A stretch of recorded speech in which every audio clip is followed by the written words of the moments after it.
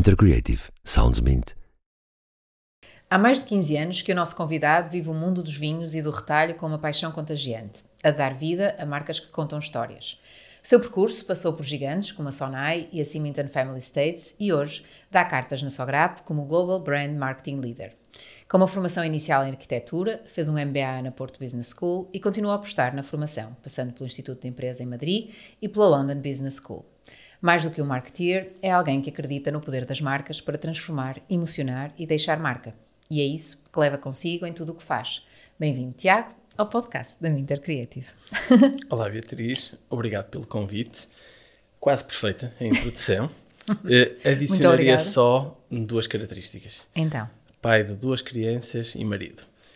E isso refiro porque vai ser importante no que vamos falar daqui a pouco, nas várias vertentes da carreira. Ou seja, isto é uma introdução muito na vertente profissional, que é como eu faço em todos. Eu sei que todos somos resultados de um todo, não é? Não há nada que se separa e vamos perceber isso um bocadinho aqui para a frente, porque isso de certeza que tem influência nas escolhas, não é? Nas escolhas de uma pessoa ao longo da vida. Isso não tenho qualquer dúvida. E é um património, portanto, mais do que se calhar qualquer uma das coisas que eu li, mas o que eu falo é sempre uma introdução muito profissional, muito de factos e de algumas percepções e, sobretudo, de algumas coisas que eu própria opino quando conheço bem a pessoa, que neste caso é o caso, não é? Tiago, nós já trabalhamos juntos, tu foste brand manager na equipa que eu tinha à minha frente, não é? Aliás, na equipa que eu geria na Symington, conheço-te bem dessa altura, mas e sei algumas coisas sobre a tua formação, inevitavelmente, pela entrevista, por uma série de coisas e pelo que nos fomos conhecendo, mas eu gostava que tu explicasses um bocadinho a todos os que nos ouvem, porque este é um podcast de carreiras e eu começo sempre pela formação. Tu tens uma formação em arquitetura e, mais uma vez, és um de muitos convidados que exerce algo que não tem nada a ver com a formação inicial. E eu gostava de saber como é que começou, como é que tu te interessaste pela arquitetura, como é que iniciaste esse percurso? Muito bem. Toda essa paixão vem um bocado da minha tendência para gostar de uma componente mais criativa e artística desde a altura em que estávamos na faculdade. Portanto, os meus hobbies, aquilo que realmente me interessava aprender um bocadinho mais, sempre foi orientado para um misto de ciências e de artes. Tu eras bom aluno? Era bom aluno. Portanto, tínhamos um sistema de incentivos lá em casa que pretendo replicar com os nossos filhos, que era... Imagino que tenhas tido. As notas. Portanto, se tirássemos um 3, não tínhamos nada mais do que uma palmadinha nas costas, porque era a nossa obrigação. Mas depois, a cada 4 ou a cada 5, tínhamos ali, na altura, uns escudos extra. Okay. Portanto, isso fazia com que nós trabalhássemos sempre, tanto eu como a minha irmã, para um objetivo de termos ali algo mais ao final do período, digamos assim. Pronto, portanto, sempre foste um aluno e quando chegou a altura de escolheste ciências? Não, eu escolhi artes com algumas cadeiras de ciências, porque queria manter em aberto a possibilidade de a qualquer momento poder saltar para uma vertente mais científica. Sim, portanto, desde a matemática à fisicoquímica e depois à física, portanto, foram sempre áreas que fui escolhendo, apesar de estar num ambiente de artes. Dito isto, chegada à altura da faculdade, a arquitetura era a minha única opção numa escola pública em Portugal. E sempre fui defensor de que, se é para fazer uma coisa bem feita, há que lutar por esses objetivos. Era uma média exigente, uma média alta, e era na FAUP que eu queria fazer o curso. E havia a hipótese de ou fazia na FAUP ou não fazia arquitetura. E fazia uma outra coisa, e se calhar seria igualmente feliz. Mas candidataste a outras coisas, não? Candidatei-me a um curso que estava a abrir na altura, e fiz as provas de seleção, aliás, com outra pessoa que também seria interessante um dia, quem sabe, trazeres aqui, o André Tentugal.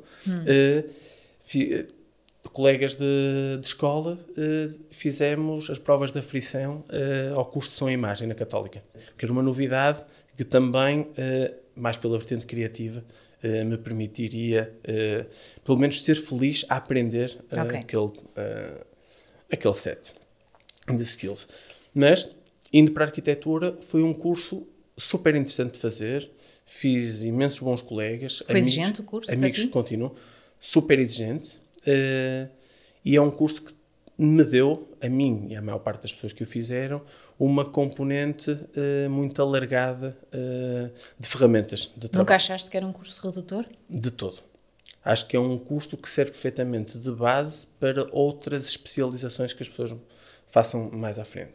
Portanto, é curioso, por exemplo, ambos trabalhamos na área da comunicação e do marketing e de desenvolver marcas, mas a nossa formação base não é nessa área. Sim, a tua ainda um pouco mais criativa que a minha, mas bastante específica. Mas isto para dizer que toda a parte da comunicação tem muito, a meu ver, que ver com o saber ler as pessoas, os contextos, a parte de psicologia também metida aqui ao barulho. Portanto, são tudo complementos que as pessoas podem fazer posteriormente. Certo. Isso, voltando um bocadinho à parte da faculdade, desde cedo que na faculdade, por via do associativismo, de estar ligado à Associação de Estudantes desde o primeiro ano, que fui descobrindo ali uma paixão por, a arquitetura, há o arquiteto criador, mas também há aqui imensas outras coisas que se podem fazer.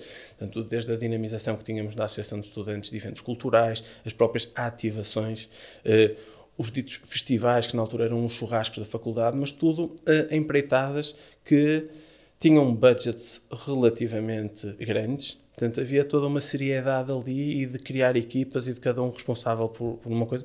Acho que foi a primeira vez que senti que estava no universo da arquitetura e que, se calhar, não fosse arquitetura aquilo que eu fosse fazer para todo sempre. Mas, dito isto... Acabas o curso de arquitetura e o que é que acontece? E ala para o mundo para praticar arquitetura. Certo. E filo em Portugal, filo em Espanha e em Inglaterra. Recordo com um especial carinho Espanha e Inglaterra, por motivos diferentes, e acho que acabou por ser aí, com esse mundo, com o facto de estarmos expostos a outros arquitetos, a outros gabinetes que são maiores do que muitas PMEs aqui em Portugal, começamos a perceber, se calhar mesmo dentro deste setor, há áreas de conhecimento, há expertise que se podem ganhar. E foi quando comecei a querer ser um pouco mais do que o arquiteto criador, que fazia parte de uma equipa e que tentava traduzir as intenções, os programas, os desejos dos clientes para um desenho que depois era complementado com muitas outras equipas de engenharia. Sim. E que via a sua forma final construída. Ou não, porque muitas vezes também fazíamos projetos que não era para ser construídos e que tinham outras finalidades. Essa vontade de mudança e a mudança efetiva acontece com o regresso a Portugal? Acontece com a ida para a Sonai? Não, de todo. A vontade de mudança surge em Inglaterra, ainda, porque o gabinete em que estava era um gabinete com quase 500 pessoas, que tinha área de marketing, tinha compliance, tinha o legal, tinha aquilo que nós vemos numa empresa grande em Portugal, e era a primeira vez que eu estava a ter contacto com aquilo, acabado de me formar. Sim. E foi aí que começou a surgir o interesse por outras áreas, e não tendo tido um background na área da gestão, comecei a perceber como é que podia fazer para me aproximar dessa área. Certo, para ter mais opções. Fosse uma outra licenciatura ou uma formação qualquer complementar. E foi quando comecei a perceber-me que existia algo que na altura não tinha noção, que era o MBA, e então há que escolher quais são as escolas que fazem sentido no leque, quais são as propinas, quais são as escolas que são certificadas ou não. Fizeste o teu Excel? Fiz ali a minha análise ponderada e fiz, com muito orgulho, um MBA em full-time na atual Porto Business School, na altura era a EGP. E foi aí que regressaste a Portugal? Aí regresso a Portugal com o objetivo de, se calhar, fazer o resto do meu percurso profissional numa componente de gestão, mas dentro da área da arquitetura. Até ao dia em que tudo muda e em que tenho marketing com um professor e depois mentor do MBA, o Luís Filipe Reis, administrador da Sonai, que transmite uma paixão pelas marcas e por tudo o que é a comunicação, como eu nunca tinha visto até então. Isso fez ali um clique. Então surge também um bocadinho o interesse de, se calhar, eu até posso voltar à arquitetura, mas why not explorar aqui toda uma vertente de fast moving consumer goods, de retalho, de outras coisas que são novas para mim e que podem ser excitantes de aprender. Foi aí que surgiu, foi durante o MBA que começa a surgir o descolar da base da arquitetura. E foi esse professor que te convida para a Sonai ou tu entras num processo de recrutamento normal? Num processo de recrutamento normal, curiosamente, e isto é um conselho que dou a todas as pessoas que estejam num início de carreira, numa situação que foi literalmente win-win para os dois lados, para a Sonai e para mim. Há muito um bocado o desejo dos alunos que terminam o MBA de só quererem ir para cargos de relevância, cargos com um peso dentro das estruturas, mas eu tinha consciência que estava a fazer um career shift. Portanto, eu até podia ter ali os skills académicos, mas não tinha como provar atrás, que os tinha. E então vou preencher uma posição numa equipa através de uma necessidade que foi uma licença de maternidade da Marta. Portanto, quando eu entro, vou para a equipa, pronto, para suprir ali um bocadinho o que era necessário ser feito na altura na área da gestão de inovação, no holding da Sonai. Certo. E foi a melhor decisão que eu podia ter feito na altura. Ou seja, cobres essa baixa por maternidade, não é? Essa licença, e o que é que acontece no fim? Convidam-te para ficar? Convidam-me para ficar, a equipa aumenta comigo e depois com outras pessoas, conseguimos dinamizar e levar para um outro nível de projeção dentro da empresa à área da inovação. Portanto, uma equipa fantástica, com pessoas multidisciplinares, com um acompanhamento, seja da Marta, seja do João Gunter do Amaral, portanto, impecável. E senti a determinada altura que me estava a acomodar à função. Portanto, ao final de 2 anos, um bocado com a exigência de querer fazer algo diferente e de estar num papel de consultor interno, ali de pivô da inovação, em que, de certa forma, éramos pais de todas as ideias, éramos ali os catalisadores da mudança dentro da empresa, mas depois nenhuma das ideias era nossa, verdadeiramente. Nós não éramos responsáveis, não tínhamos aquela pressão, aquele time to market de cumprir com os prazos, com o retorno esperado no business plan, porque é muito fácil pôr tudo bonito no Excel e no PowerPoint, mas depois you gotta walk the talk. E foi quando fiz a transição para uma área de negócio dentro da própria Sonai. Mas há algum projeto de inovação que te orgulhes e que sintas que bom que eu fiz parte disto? Sem dúvida. Portanto, imensos projetos em que nós, enquanto equipa da inovação, implementamos, desde a Sport Zone, a extinta Berg, que na altura era muito mais do que uma marca que está hoje em algum material de apparel, e tínhamos, acima de tudo, uma coisa ótima que era, trabalhávamos com todas as áreas do grupo. Então isso permitia ter um contacto muito diversificado com diferentes realidades. Portanto, quando se muda a carreira, e eu falo porque eu também já passei por isso, há uma necessidade maior de tocar logo várias áreas dentro de uma nova área, para se ter a certeza do que é que o que gostamos mais, etc. Tu sentias que a Sonai te dava isso quando começaste, quando fizeste essa mudança de carreira, sentiste que já estavas a experimentar várias coisas numa função só, ou sentiste que havia necessidade de experimentar outras áreas, dentro da comunicação, dentro do marketing, dentro desse novo mundo que se abria para ti? Felizmente, na equipa em que estava, senti que nos era dado um playground para tocarmos diversos instrumentos. Portanto, nós tanto tínhamos algo como a dinamização com a área da comunicação do livro da inovação no retalho, onde tínhamos de sintetizar, apurar indicadores para podermos ter ali um anuário que nos mostrava em que é que a Sonai tinha sido diferente e melhor, sempre numa ótica aqui até de melhoria contínua face ao ano anterior. Como tínhamos também muitos desafios de creative problem solving, em que íamos em conjunto com uma área de negócio que tinha um desafio, e nós íamos com vários elementos daquelas equipas e de outras equipas tentar encontrar a melhor solução para aquele problema. Sentiste um ambiente mais competitivo do que no mundo da arquitetura? Sem dúvida. Mas eu acho que também é isso que nos faz aprender, crescer, tornar-nos mais resilientes. Mas diria que com a Sonai foi a primeira vez em que tive num ambiente em que temos que entregar as metas. Se não formos nós a fazer, há alguém que o queira fazer por nós. Agora, não me posso queixar de todo, nas áreas em que estive, de não ter ali um ambiente saudável e um ambiente em que se trabalhava. Portanto, há muitas realidades, às vezes, dentro das mesmas grandes empresas. E o que era verdade há 10 anos pode não ser verdade agora. O que me fez sair não foi algo desse género, mas a necessidade de querer mudar de área e de querer estar um bocadinho mais perto dos meus. Abrandar o ritmo e poder estar junto da família também. Eu pensei que tinha sido o facto de eu te entrevistar, que tinha-te feito mudar, mas querias abrandar. Oh, que bom! Eu acho que há fases para tudo na nossa vida. Claro que sim. Eu acho que há fases em que uma pessoa está disposta a entregar o extra mile, há outras fases em que se quer desafiar com o devido risco a aprender ou a trabalhar num setor diferente. E há fases em que, se calhar, a nossa prioridade pode passar pelo eixo da família, pelo eixo pessoal. E esse equilíbrio era difícil de encontrar no trabalho que desempenhavas na Sonai? Senti-o na altura, sim. E quando vais para uma Symington, abrandas efetivamente? Abranda-se no sentido do equilíbrio. Há outros desafios, como tudo, mas eu acho que na altura criamos uma equipa muito saudável.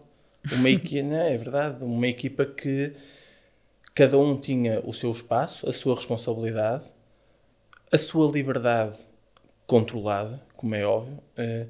Acho que na equipa que éramos na altura havia muito poucas pessoas com um background no setor. E eu acho que isso foi muito positivo. Teve os desafios que teve, mas o facto de todos nós estarmos seguros da parte técnica, daquilo que eram as nossas expertise e que estávamos dispostos a aprender a linguagem do vinho, a linguagem dos socalcos, das vinhas, trabalharmos com a enologia e com a viticultura e percebermos que todos juntos podíamos encontrar a solução para como é que vamos fazer com que as pessoas comprem os nossos produtos em vez de os produtos da concorrência, que também podem ser bons. Eu acho que foi essa a magia do trabalho que se fez ali. Na Symington estiveste como brand manager e eu lembro-me, quando te contratei, que passados uns tempos te perguntei, Tiago, eu não quero que venhas... Aliás, não perguntei, eu disse, não quero que venhas formatado da Sonai. Levaste muitas vezes com esse comentário, porque não é mau nem bom, mas tu vinhas com uma forma de trabalhar e não era a que tinha que ser ali e era preciso moldar isso. Tu és uma máquina de trabalho, eu digo isto porque é verdade, tu és uma pessoa super competente, super trabalhadora e muito independente, portanto acho que é muito fácil de gerir nesse sentido. E ali o desafio, lembro-me que na altura era adaptar-te a uma nova realidade, pronto, que não tem as mesmas regras que tinha a Sonai de onde tu vinhas, que há coisas que também não seria só Sonai, seriam tuas, obviamente.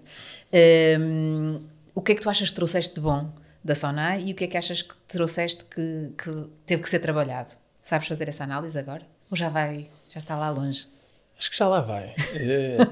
Mas há contextos, independentemente de ser na Symington ou numa outra empresa, sim, que foram novidade neste novo setor onde estou, neste onde momento, ainda estás, sim. Que é a diferença entre trabalhar numa empresa com um grupo de acionistas, mesmo que esses acionistas até possam ser maioritariamente de uma família, ou trabalhar numa empresa familiar. E isso é completamente diferente. E eu acho que este jogo de alinhamento de stakeholders, sim, de intenções e de gerir bem as coisas, eu acho que se calhar o que me obrigou mais a trabalhar no setor dos vinhos, seja na Symington, seja agora na Sograp, eu sei que vai haver aquela reunião que é importante para aprovar este plano, este modelo de negócio, esta ideia, mas se calhar toda a parte do lobby, e digo lobby no sentido bom da coisa, mas de internamente ir alinhando as partes, ir preparando tudo, porque não podemos fazer como se calhar se faz no mundo corporativo noutras empresas, em que há os fóruns certos e uma pessoa chega àquele fórum sem bias e a coisa é analisada de forma muito racional e é sim, sim ou não, e siga porque para amanhã há outro projeto e a coisa continua. Não, aqui há uma parte emocional. Há uma parte emocional e as coisas têm o seu tempo e há que respeitar o tempo. Seja o tempo das videiras, seja o tempo do vinho depois até chegar à garrafa e ser consumido em casa, e o tempo dos próprios projetos. Eu acho que é muito difícil, num contexto do vinho em Portugal, às vezes as pessoas verem uma tendência no mercado e quererem incorporá-lo logo e ter esse produto disponível para a próxima quadra natalícia, por exemplo. É um desafio muito grande, não quer dizer que seja impossível, mas é desafiante. Chegaste aos vinhos e ficaste. Portanto, porque gostas e é porque te sentes confortável, acredito, não é? Porque também obedece a uma lógica, é um trabalho que em qualquer uma das marcas que se trabalha tem sempre muito de PR, tem uma parte de conteúdos importante, não tem outras coisas da área do marketing, portanto é muito específico. Também tem a questão dos budgets, acredito na Sograp um bocadinho diferente da Symington, até pelo portfólio de marcas que geriste, pronto. Mas é um negócio muito particular e a minha pergunta agora seria: não terias vontade de experimentar outras áreas do marketing noutro contexto, ou isso está fora de questão e é mesmo uma vontade de ficar nos vinhos porque é aí que tu queres desenvolver carreira? Partindo da tua pergunta, em várias partes. É uma pergunta complexa. Sim. Vontade de explorar muita coisa há sempre, e espero que continue a tê-la sempre. Há uma realidade muito diferente e complementar e boa. Isto não quer dizer que um contexto seja melhor que outros. O que eu senti foi, na passagem para a realidade atual, eu recordo-me de ter comentado isto com várias pessoas ao fim de 4, 6 meses de Sograp, que é interessante porque eu neste momento sinto que estou a conseguir entregar o melhor que aprendi de duas realidades diferentes, da Sograp e da Symington. Ou seja, uma empresa onde a paixão pelo vinho, a paixão pela terra, o sabermos falar com os enólogos com a mesma paixão, pelos ingredientes que eles usam, que são também os nossos ingredientes, para depois trabalharmos a parte da comunicação. Mas, ao mesmo tempo, também confiarmos em empresas externas de consultoria que nos fazem planos estratégicos, nos propõem avenidas de crescimento. Portanto, havia ali toda uma framework, havia ali ferramentas e ingredientes para construir algo que eu tinha gostado num sítio, que tinha gostado no outro. Portanto, isto de certa forma responde à tua provocação de estar muito tempo no mesmo sítio, sempre a fazer a mesma coisa. Felizmente, e apesar de o tempo voar e estar há 5 anos na Sograp, nunca fiz muito tempo a mesma coisa. Seja porque fui trabalhando marcas diferentes. Sejam marcas aqui de Portugal ou marcas internacionais, como a Framingham da Nova Zelândia, com um mindset completamente diferente de pensar quando estava a falar com os meus colegas do outro lado do mundo, com fusos horários diferentes e desafiantes também. De depois, por vicissitudes de uma reorganização interna, me ter proposto para ficar com uma marca como Mateus Rosé. Portanto, há aqui, é muito diferente trabalhar um vinho prestige, um vinho de 20 euros, de 50 euros, de uma origem específica na Vidigueira, no Alentejo, da Herdade do Peso, ou trabalhar uma marca com um portfólio de produtos dentro de Mateus Rosé, que todos eles têm um price point bastante acessível, apesar de estarem muito acima do preço da média de mercado no mundo dos vinhos, e trabalhar para 120 mercados diferentes, com as dificuldades que isso também tem. O sonho de qualquer marketeer é ter budget para poder fazer coisas, não é? Ter uma marca com budget. Isso acontece com o Mateus Rosé, certo? Consegues fazer coisas com essa marca que nunca fizeste com outras? Consigo, mas consigo, acima de tudo, experimentar maneiras de comunicar a marca que vão para lá do óbvio. Isto pode parecer um clichê, mas um projeto muito específico é como o querermos dar palco a uma experiência de marca que vá para lá da garrafa e para lá do consumo do vinho. Criar todo o conceito criativo, de experiência de hospitality, de serviços complementares, de componentes de apoio à marca a nível 360 graus, como foi o que fizemos no Mateus Hotel, que abriu há cerca de 1 ano e meio. Para mim foi uma das experiências mais gratificantes durante todo esse processo, porque consegui libertar um bocadinho mais este Tiago criativo, este Tiago arquiteto que falava a mesma linguagem da equipa de projeto que estava do lado dos parceiros, para podermos dar luz a algo que começa com um brand guideline ou um brand book, mas que depois se materializa num edifício, num hotel, numa experiência. Acho que esse foi assim um dos pontos mais interessantes. Como é que tu lidas com as limitações? Ou seja, tu és uma pessoa que tem muitas ideias, quer fazer muitas coisas, pelo menos esse é o Tiago que eu conheço e acredito que ainda seja a realidade. Hoje, como é que tu lidas com as limitações que existem? Não só a nível de budget, mas a nível de decisões, above, muito provavelmente, mas como é que lidas com isso no teu dia-a-dia? É uma coisa que te afeta pessoalmente? Não achas, nunca levas isso para o terreno pessoal? Já afetou mais. Eu acho que com a idade vamos começando a aceitar melhor o que é que pode ser feito, o que é que não pode ser feito e o que é que deve ser priorizado. Nós, anualmente, no nosso processo normal de redefinição estratégica das marcas, nós não reinventamos as marcas todos os anos, mas às vezes afinamos alguns eixos de comunicação e temos de fazer uma alocação de verbas de acordo com o budget.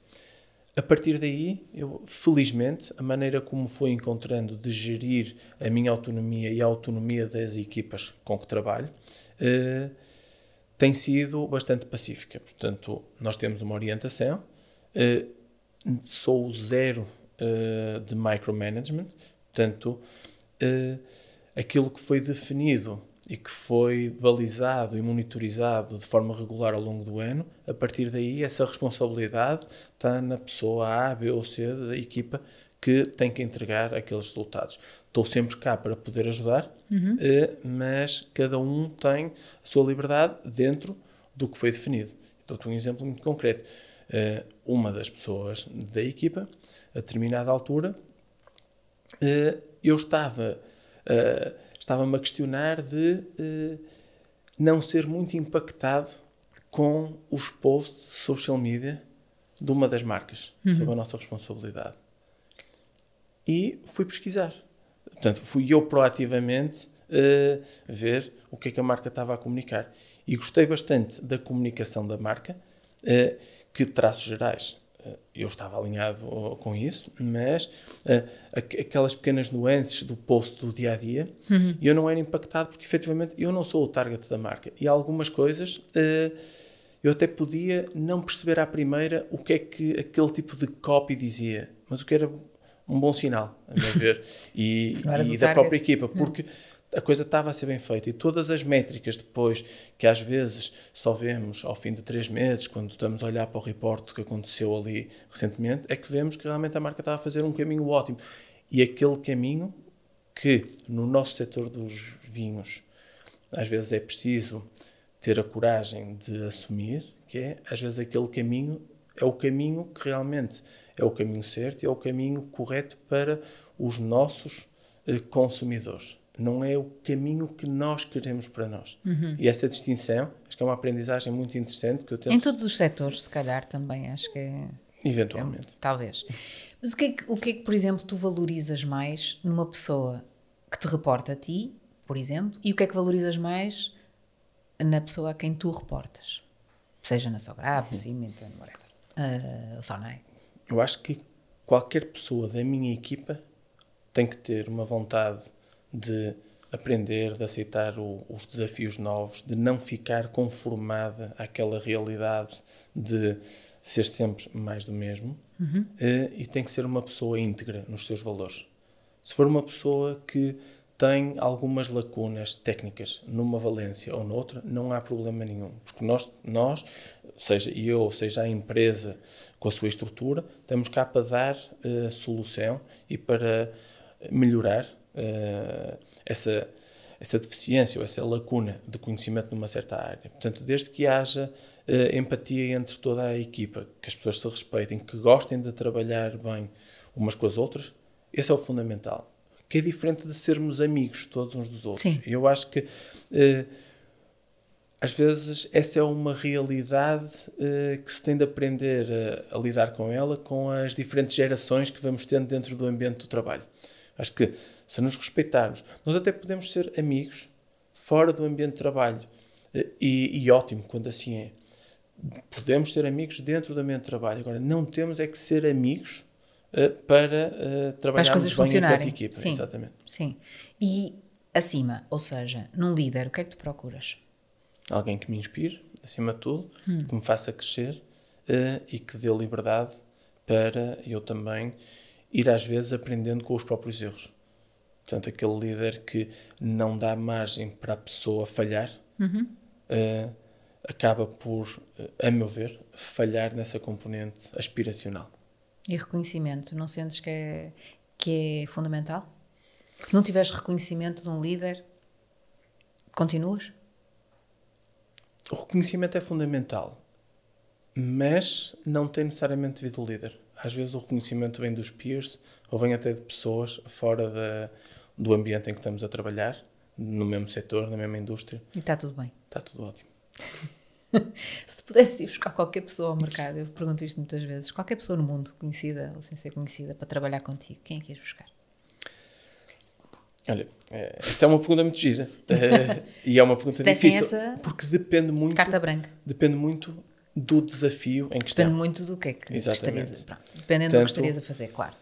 Nos what ifs, tipo um lado mesmo hipotético, gostaria muito de trabalhar com o Pharrell Williams, de trazê-lo para um projeto meu. Então, o que é que o punhas a fazer?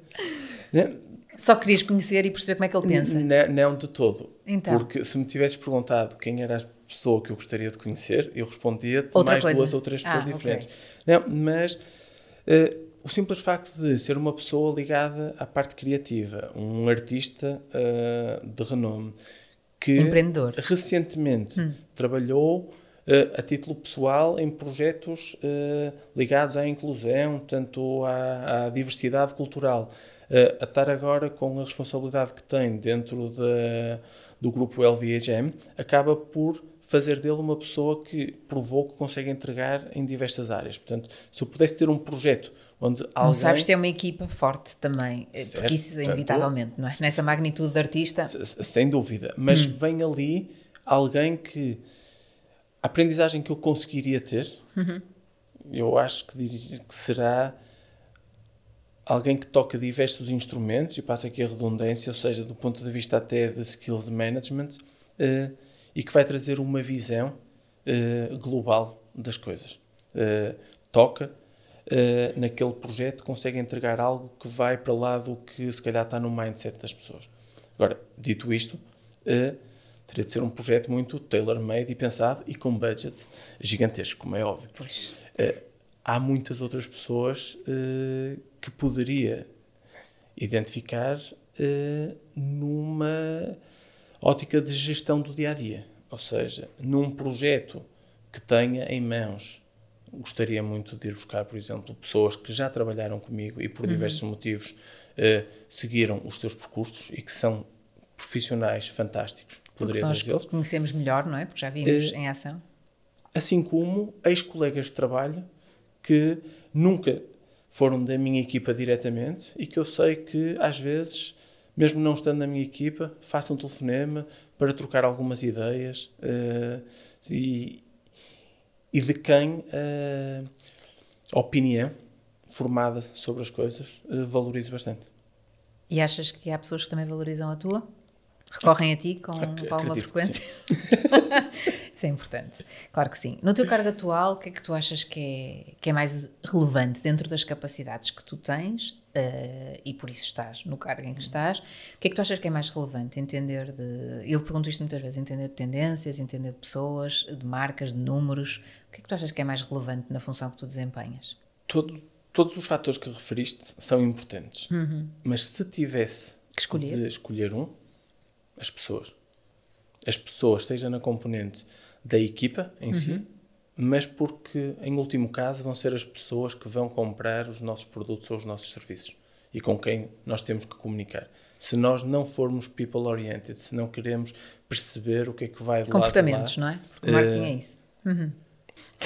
Certo, cortei-te. Sempre interromper. Não, é um clássico. E se pensarmos mais a nível de progressão na carreira e de como as coisas foram acontecendo e evoluindo, tu conseguias falar de obstáculos, de grandes obstáculos que tenhas tido? Ou não sentes que isso tenha sido propriamente, houve ali adversidades, como é óbvio, mas não tiveste grandes obstáculos ao longo da tua carreira? Acho que os obstáculos existem sempre. O primeiro que nos é colocado é logo aceder à faculdade. Quando uma pessoa escolhe um curso que tem uma média superior a 18, acaba por ser logo um obstáculo, o primeiro grande obstáculo, digamos assim, a ultrapassar. Depois, o concluir o curso. Depois, arranjar, ou viver com a frustração de termos de escolher, às vezes, um conjunto de empresas, gabinetes, a quem nos candidatamos, e recebe-se o primeiro não aqui, o segundo não ali. Às vezes somos nós que temos que dar um não, porque muitas vezes a situação, o contexto está lá, a oferta está lá, mas pode não ser a mais interessante. Portanto,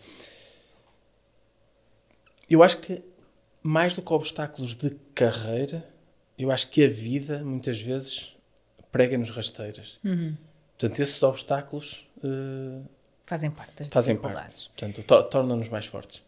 Na introdução, quando tu fizeste o acrescento que fizeste, falaste da tua família e obviamente isso também faz parte das conquistas, não é? Porque são conquistas, não é? Conseguimos encontrar a pessoa, conseguirmos ter uma vida partilhar uma vida com alguém e ter essa sorte e desenvolver família, etc. Para além da grande conquista que é a família, que outras grandes conquistas é que tu destacarias no teu percurso profissional? Acho que acima de tudo... Tudo o que foste conquistando. O que fui conquistando, mas... O saber que as coisas foram sempre ou planeadas ou pensadas. Tu planeias tudo, Tiago? Há alguma coisa que tu não planeias? Acima de tudo, eu planeio ser feliz. Até isso tu planeias? E há que saber viver com isso, seja recorrendo a 1001 ferramentas pessoais ou mesmo com a ajuda de outras pessoas. Mas eu acho que não gosto das coisas deixadas ao acaso, não gosto do acaso. Não é por acaso. E se ele acontecer, como é que tu reages? Passa aqui a expressão de que eu nunca irei ganhar o Euromilhões, porque não aposto, não jogo. Portanto, o conceito do jogo, do poder ganhar ou poder perder, não me excita minimamente. Portanto, sou muito mais de, se o nosso objetivo é ir para ali, vamos planear como é que lá vamos chegar. Podemos chegar ou não, e há que aprender com isso e viver e dar a volta. Já conquistaste alguma coisa sem planeamento? Os pequenos prazeres da vida, sim, conquistam-se, mas tirando isso, eu, se quero ir de férias, sei para onde é que vou de férias. Portanto, com 3 anos de antecedência? Não, necessariamente. Devia ter 3 meses só. Meu Deus, tu podias ir para os países nórdicos, Tiago. Tu planeaste conhecer a Joana? Eu já conhecia a Joana, fazia parte do grupo de amigos. Tinha que ser, porque senão não podia ser obra do acaso. E então, definiste uma estratégia, como é que eu vou conhecer, estabeleceste um plano, puseste um timing. E correu bem, como se pode ver. Sabes que isso roça o psycho. Não, de todo. Mas há coisas que não é para partilhar. Certo. E tu não as vais partilhar. Neste fórum. Sério? Não, mas posso-te dizer, e falando da Janica, que o passo do MBA seja o meu MBA, como o MBA que a Joana depois fez parte de uma gestão de carreira pensada e discutida a dois e suportada de ambas as partes. Sim, mas isso faz parte, ok. Mas não faz parte de todas as pessoas que tiraram MBAs e que eu conheço. Certo. Portanto, eu como também me identifico com isso. Para mim parece muito natural. Esse alinhamento que para nós às vezes parece óbvio, não é óbvio para todos. Para todas as pessoas. Mas vocês funcionam em conjunto, em tudo. Eu sei que a Joana também tem a sua carreira e que tu também apoias bastante, mas lá está, vocês... Eu não sei se ela é exatamente igual, mas deve ser bastante parecida, porque não te estou a imaginar com alguém que vive ao acaso. Não, complementamos-nos muito. Portanto, às vezes há aqui o yin e o yang. Há uma mala fora do sítio em tua casa? Sim, quando chegas? E vives bem com isso? Eu vivo, se calhar, a Joana menos. É? Mas não estamos aqui para falar da Joana. Estamos aqui para falar de ti.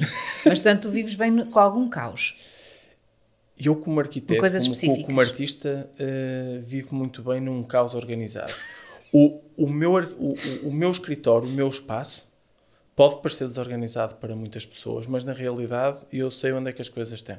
Eu acho que isso vai parecer desorganizada a quem, Tiago? Eu conheço a tua secretária. Isso é uma... Se calhar conheceste a minha secretária num contexto em que tínhamos um espaço grande. Muito grande. Não, Tiago, nós tínhamos caixas de vinho por todo lado, toda a gente tinha caixas de vinho por todo lado e as duas estavam organizadas por cores. Esquece lá isso. Mas eu gostava dessa organização e acho que a organização é super importante. Mas uma coisa é gostar da organização, outra coisa é ser organizado. E tu eras e não saías dessa... Eu acho muita piada porque eu não te imagino em nada que não seja ultra planeado. Com os teus filhos és assim. Tem que ir tudo by the book. Eles devem ser super disciplinados. Não tem que ser tudo by the book, mas... Deitam-se a que horas os teus filhos? Depende se estão em férias ou se não estão em férias. Não. Então, em férias. Estamos a gravar isto em contexto de férias, não é? Em férias, a que horas é que eles se podem deitar? Em férias podem-se deitar às 10, 11, porque sabem que ao dia a seguir... Certo, sabem, eles já sabem. Também se podem levantar mais tarde. Que delícia, Tiago. E em tempo de escola? Em tempo de aulas, por norma, ali às 9h30 estão a ir para a cama. E vão direitinhos? Não, ainda vais com eles. Há toda uma dinâmica. Há uma dinâmica organizada. Tens turnos com a Joana? Não, há um pequeno caos instalado, mas eu acho que isso é a parte bonita de viver em família. Sim. Mas, só eles é que lhes permites esse caos. Tem que haver sempre aqueles 5, 10 minutos, todos no quarto, no final da noite. Tem que haver. Tem que haver. Ou é a contar a história e depois há sempre a birra de a minha história ou outra história. Ou simplesmente eu estar lá no quarto, agarrado ao telemóvel, seja a praticar Duolingo ou a fazer outra coisa qualquer, mas o meu momento, às vezes, de disconnect ao final da noite é ali enquanto eles estão a adormecer. Depois levanto-me e vimos para a sala e continuamos a nossa vida. Muito bem. Os teus filhos são parecidos contigo? São uma mistura dos dois. Acho que a Francisca é muito mais arisca. Se calhar a conjugação de segundo filho e de rapariga. E do nome Francisca, sim. É um animal do mundo. Tem espírito livre. O Guilherme, muito mais controlado. Mini Tiago. Talvez. Mas tem, por exemplo, uma coisa que eu não tenho e nem tenho pretensões de explorar, que é a queda para a música. Eu gosto muito de ouvir música, mas tenho zero ouvido, do ponto de vista de trautear ou de cantar uma canção ou de sentir-me impelido a pegar num instrumento e tentar tirar alguma coisa pelo acorde, zero. E o Guilherme é muito mais orientado para... O lado artístico do Guilherme vai muito pela vertente da música. Eu tinha aqui algumas perguntas também relacionadas com outra questão que não surgiu naturalmente na conversa, mas podia ter surgido porque falamos de várias coisas que estão relacionadas com isto, sobretudo na tua área, que é uma área com muitos eventos, com muitas ativações, com muitas coisas, não é? Que acaba por acontecer. Tu achas que a parte do networking é importante na gestão da marca ou na gestão da carreira, na tua carreira? Fazes uso de alguma delas de forma natural? Achas que é uma coisa pensada mais uma vez e planeada? Como é que tu lidas com o networking? Esforças-te? Ou fases em que o fizeste? Como é que ele entra na tua vida profissional? Acho que ele é muito importante quando é autêntico e natural. Tenho zero paciência para aqueles eventos que às vezes surgem e que todos nós no nosso setor às vezes temos que ir para marcar presença. E esse tipo de networking não é o networking que eu procuro. Com o qual te identificas, sim. Agora, um networking autêntico, construído nas relações com parceiros ou ex-parceiros, para mim esse é o que é bastante válido. O saber que posso fazer um telefonema a alguém com quem se calhar tive uma relação profissional há 3 anos, ou há 5 anos, ou há 10 anos, e que essa pessoa do lado de lá vai ficar contente por ver o telefonema e saber que me pode ajudar no contexto atual. É esse tipo de relação que eu pretendo construir e não é por acaso que às vezes vou levando parceiros de contexto profissional para contexto profissional, porque sei que me vão conseguir dar uma boa resposta para aquele desafio. O que é que tu gostas mais de fazer dentro de tudo o que tu fazes no teu trabalho? Pensar nas marcas, reposicionar às vezes as marcas. Mais do que criar uma marca de raiz, é pegar num legado, num histórico de um produto, de uma marca que tenha meia dúzia de anos ou meia dúzia de décadas no mercado e às vezes perceber, ok, como é que podemos fazer para chegar a este patamar de excelência ou chegar a este público-alvo e o que é que vamos fazer para fazer com que isso aconteça. Mais do que uma disrupção, às vezes aqui estes pequenos passos, isso desafia-me bastante. Essa parte estratégica de gestão de marca, o que é que achas que te preparou melhor para isso? Foi o curso que fizeste em Londres? Foi o que foste aprendendo no setor em que estás, porque é muito específico? As tuas próprias valências? O que é que achas que é mais importante neste momento quando estás a gerir uma marca? Eu acho que a formação na London Business School obrigou a colocar as perguntas certas. Dando-te um exemplo muito concreto, eu tenho muita facilidade e gosto desse lado do trabalho, de quando estou a trabalhar com as agências criativas, porque eu sinto que falamos de alguma forma a mesma linguagem. Uhum. E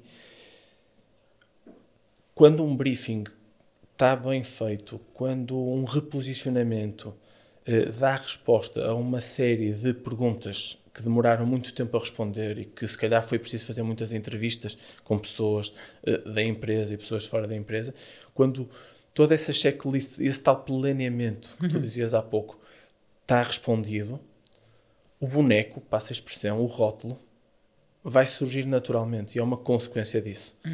Portanto, que é diferente de quando às vezes chega um briefing muito vago, ou uma agência criativa, um designer, porque eu preciso de um rótulo novo. Então, mas precisas de um rótulo novo para quê? Para atingir que público-alvo, para que passar que mensagem, quais é que são os valores da marca e tudo mais. E nós temos boas experiências bem feitas, algumas enquanto equipa na Symington e outras que também já aconteceram na Sograp, de trabalhos que às vezes demora mais tempo a entregar, mas se é para fazer, mais vale que seja bem feito e levar o seu tempo. E nunca pensaste em criar nada teu? O teu perfil é mais de multinacional ou até mesmo de empresa familiar? Nunca pensaste nada teu? Nunca fui impelido pela veia do empreendedorismo. Nunca. O pensar naquela ideia e arriscar e valorizo imenso e tenho imensa consideração por quem o faz, mas eu acho que somos todos um bocado diferentes. Eu gosto mais de saber que faço parte de algo maior, significante, em que posso atribuir e adicionar valor nesse todo. É a zona onde eu me sinto mais confortável, se calhar porque gosto de estrutura, de regras, e quando estamos a criar algo de raiz temos que estar preparados para o caos. Não existe nada disso. E ao longo da tua vida profissional, há assim alguma história caricata que conseguisses partilhar?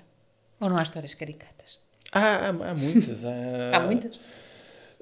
E se calhar, voltando um bocado ao início, até para me descolar agora do passado recente, porque aí algumas histórias caricatas podem não poder ser contadas à data de hoje. Há uma história engraçadíssima. Uma das primeiras experiências profissionais, quando estava com colegas meus de curso nos RCR, na Catalunha, estávamos num gabinete de arquitetura e a determinada altura o chefe do gabinete, o Ramon, chama-nos e diz assim, porque eu tenho aqui um projeto secreto. Nós vamos trabalhar para a Champions. Vocês fazem parte de uma equipa de pessoas. Dentro do gabinete, poucas pessoas sabem que vocês vão estar a fazer isto. Fora do gabinete, vocês não podem explicar a ninguém, aos vossos amigos que estão a trabalhar para este concurso. Era um concurso internacional e nós éramos, de alguma forma, os outliers. Nós éramos ali aquele gabinete que tinha zero chances de ganhar, porque estávamos a lutar contra os tubarões da arquitetura internacional, com alguns gabinetes que tinham Pritzkers, e nós ganhamos o concurso. E ganhamos o concurso por vários motivos. Um deles, porque o Ramon, a determinada altura, dizia, quando nos sentia que nós estávamos a viver ali num contexto quase de Big Brother. Portanto, era o primeiro trabalho para muitos de nós. Portanto, estávamos isolados no meio das montanhas, na Catalunha. Portanto, aquilo era work. E divertíamos, porque era ali uma grupeta interessante. E o Ramon muitas vezes dizia-nos, nós temos que acreditar que vamos ganhar isto. Porque se não acreditarmos que vamos ganhar, então mais vale e atirar a toalha ao chão. Eu acho que essa foi um dos períodos que se calhar olho agora para trás e que me deu muita bagagem para depois alguns outros projetos que surgiram, independentemente de ser ligado ao retalho ou aos vinhos, que é, às vezes temos objetivos, temos projetos que parecem inatingíveis, mas se eles fazem sentido para nós e para a equipa, então let's take the shot e se falhar não tem mal. E eu acho que também temos a obrigação de passar essa mensagem para as equipas. Temos é que acreditar que é possível. Eu acho que essa paixão, essa estrelinha de acreditar que vai dar para acontecer, surgiu de uma coisa caricata, do Ramon dizer, los portugueses, tipo, venham aqui, e eu e o Rico, e um amigo meu na altura, e de agora. E então, esta equipa de los portugueses, com mais algumas outras pessoas do gabinete, fizemos um projeto para o Dubai, fantástico, que foi construído. Boa. Como é que tu encontras o equilíbrio, então, hoje em dia, um equilíbrio saudável entre a vida profissional e a tua vida familiar? Tens esse equilíbrio? Tenho. Eu acho que uma das coisas que a idade nos dá é de percebermos várias coisas. Há que dar a devida importância e respeitar o trabalho e entregar o trabalho sempre com rigor, isso sem dúvida, sempre, mas o trabalho não é tudo. Eu acho que todo esse equilíbrio acaba por ser fundamental até para nós depois podermos entregar melhor no trabalho. Portanto, esta conjugação de o eu com os outros e o trabalho, eu acho que é aí que tem que haver um equilíbrio muito forte. E felizmente, eu lá em casa consigo tê-lo, tento proporcioná-lo aos outros, seja em casa, seja aos outros das minhas equipas. E isso acontece porque no dia-a-dia todos somos colegas de trabalho, mas todos têm uma vida. Todos têm uma vida e todos estão a lutar com um desafio, um problema qualquer, que se calhar nós não sabemos que ele existe, mas que está lá. Portanto, esta questão da empatia, de tentarmos respeitar o outro, e depois, voltando ao tema há sempre algumas pessoas com quem te dás de forma mais próxima do que outras no trabalho. Portanto, mais do que sermos amigos, é haver uma preocupação genuína em eu saber que... respeitar o tempo dos outros. O tempo dos outros, saber que aquele meu colega tem um filho ou tem 2 filhos e que um filho está com um desafio qualquer aqui ou ali ou acolá. E isto é muito importante porque eu sinto que também acontece do lado de lá. Portanto, quando as pessoas se preocupam umas com as outras. E é por aí que eu tento equilibrar os dados todos. E também termos tempo para os nossos desafios próprios, as coisas que nos fazem O que é que tu fazes brilhar. quando não estás a trabalhar? O que é que tu gostas de fazer? Fotografia. Continua. O bichinho da Foi fotografia. Never ending. Mas então, fotografia e mais alguma coisa que... Fotografia... Depois com filhos e tudo ao normal, não é? Mas eu comecei a descobrir este lado de voltarmos a ser um bocado crianças, que é quando tens os filhos a quererem brincar e a puxarem pelo lado muito mais físico das coisas. Portanto, o simples facto de sairmos para passear, nós temos uma coisa fantástica ao lado de casa, que é o Parque da Cidade. Temos aqui uma frente de mar também ótima, seja andar de skate ou de bicicleta ou simplesmente a passear. Isto são coisas que, se calhar, há 10 anos, se não houvesse uma criança a puxar, pré-filhos, o nosso driver para utilizar o tempo livre era o outro. As viagens continua também a ser uma paixão. Muito bem. Que conselhos é que tu darias a alguém que estivesse a começar uma carreira na área do marketing? Terias algum conselho? Tenho. Ou seja, acho que as pessoas, mais do que o setor ou a empresa para onde vão trabalhar, devem se preocupar em perceber qual é que é o contributo que vão poder dar nessa empresa e aquilo que vão poder aprender nessa empresa. Eu acho que em início de carreira, apesar de o desejo de qualquer recém-licenciado seja querer provar-se e dar a conhecer aos outros que pode entregar e fazer, acho que também há ali uma dose de humildade de continuar a aprender, que é fundamental. Portanto, essa paixão pela sede do conhecimento, de estar constantemente a aprender com os outros e aprender coisas, e não partir do pressuposto, sim, eu já sei isso, certo? Tu já sabes isso, eu já sei isso, e se calhar o que tu sabes mais do que eu sei, dá para fazer isto ou olhar de uma perspectiva diferente. Portanto, era o conselho que dava. Na área do marketing é isso. E a sede do conhecimento, de estarem sempre a aprender, às vezes até com campanhas dos outros. Uma coisa que não é para início de carreira, e tenho sentido que a geração mais nova, portanto, nós vamos tendo contacto permanente com novos colegas de variadíssimas idades. Eu acho que as gerações mais novas já não têm pudor ou receio de às vezes falarem com outros colegas, até às vezes noutras empresas, sobre os desafios que enfrentam. Se calhar nós viemos, nos anos 80 havia se calhar uma exposição de que se eu estou a falar com os outros de um desafio que tenho, estou a demonstrar alguma fragilidade, estou a de certa forma a assumir que não tenho a certeza que é por aqui o caminho. E não há mal nenhum nisso. Eu acho que as gerações mais novas estão a fazer cada vez mais essa partilha e isso é bom para eles. Eu termino sempre este podcast com uma perguntinha da praxe, e tu já sabes qual é, de certeza. Qual foi o melhor elogio que já te fizeram? Se é que há um elogio que se destaca. Ou foi uma vida de elogios? Nunca se sabe. Não, de certeza que há muitos e há coisas. Mas qual foi aquele que te marcou? Olha, há vários diferentes. Não me querendo alongar muito, dividir aqui a resposta em várias áreas. Portanto, quando as pessoas que são mais próximas de mim me dizem que estão muito orgulhosas do percurso que eu fiz e das escolhas que eu fiz, isso para mim é um elogio ótimo. Outro elogio é o facto de estar a ser convidado para estar aqui neste podcast. Significa que há alguma coisa de interessante a partilhar com os outros ao longo desta carreira. E este elogio, vindo de ti, não começou agora. Há um e-mail teu, uns 3 ou 4 meses depois de ter entrado na equipa, que no meio de um feedback normal de uma outra coisa qualquer, há lá uma frase muito subtil que diz alguma coisa como porque nem sempre é fácil encontrar as pessoas certas para os lugares certos e eu não estou nada arrependida desta escolha que foi feita, portanto continua assim. E foi a tua maneira de passares ali um feedback que foi muito importante na altura e isso realmente é valioso. E depois, por último, e também para não ficar só o foco na tua pessoa,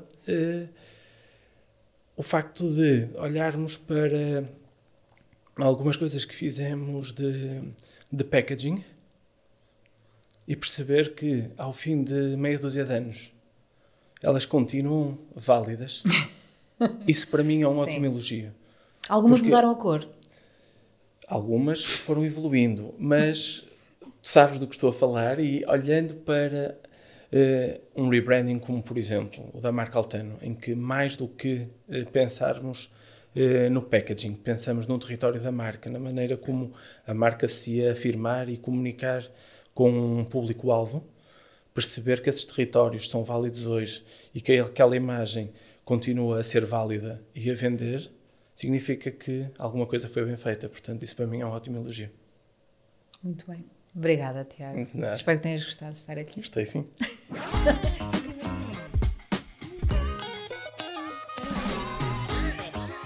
Minter Creative. Sounds Mint.